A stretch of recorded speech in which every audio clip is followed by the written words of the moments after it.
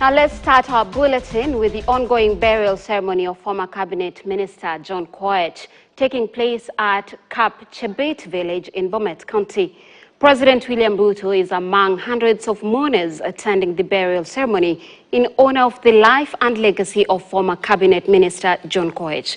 The late Koech was a respected statesman and long-serving public servant. Let's now cross over and listen in. Kuhubiri kwa shule yao kuko Daystar. Alafu from there we became we got to know each other, and in a very interesting way, when she graduated, I went for her graduation party, after which I knew mzee. The day nilifanya my own admission to the bar, mzee alinipatia his own car ya cabinet secretary, a Pajero, which was brown in color. Akanipatia inibebe. Siku hiyo nikaomba Mungu sana Mheshimiwa Rais kwamba siku moja hata mimi nikuwe waziri kama yeye. Na Mungu akakukuza Rais, ukanifanya ni fulfill your promise. Kwa hivyo mimi nataka kusema huyu mzee, and there's something I wanted to say about that. It's not just a vain story. Sometimes sisi kama viongozi hatujui the small impact we make in a very young person. Kwa kumsalimia tu, ama kupika selfie, ama kumpatia lift. Leadership is an inspiration. There are so many young people wamesimama huko. Tomorrow they will be the president, they will be the ministers. That is an inspiration. Huyu mzee was very humble.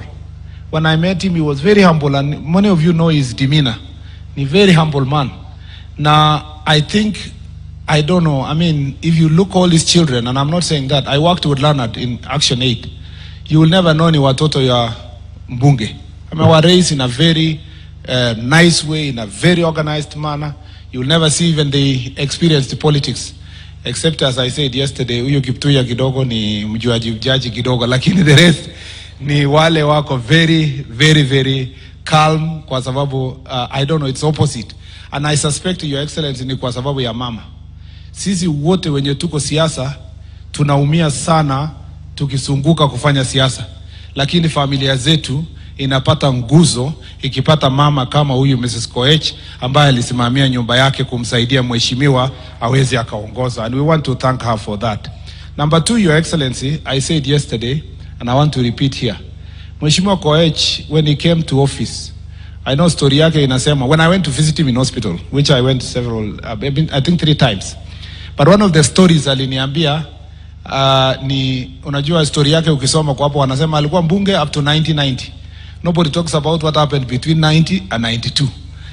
But we all know he was expelled by KANU at some point.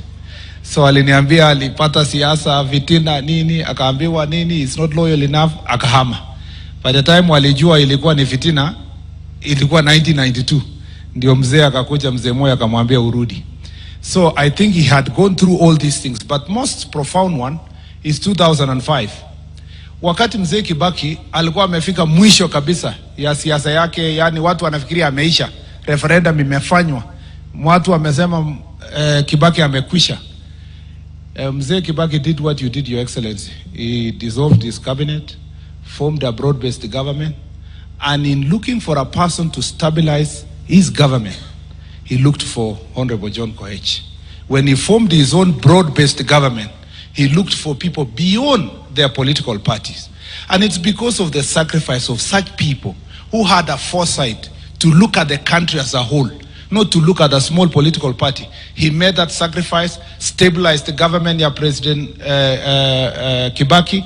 By the elections of 2007, President Kibaki's economic transformation he had made was the best we've ever had until recently you came to office.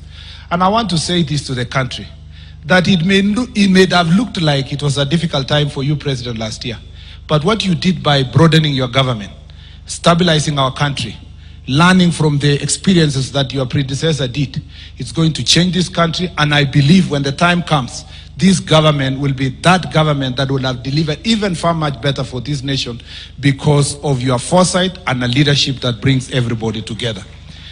Lastly, ule mzee aliongea hapa, aliongea vizuri sana kuhusu kelele ya siasa. Wewe rais umetoa mwelekezo. Umetuambia sisi kwa watu ya security. We want a country that has order, law and order. That is the Cabinet Secretary Kipchumba Murkomen, who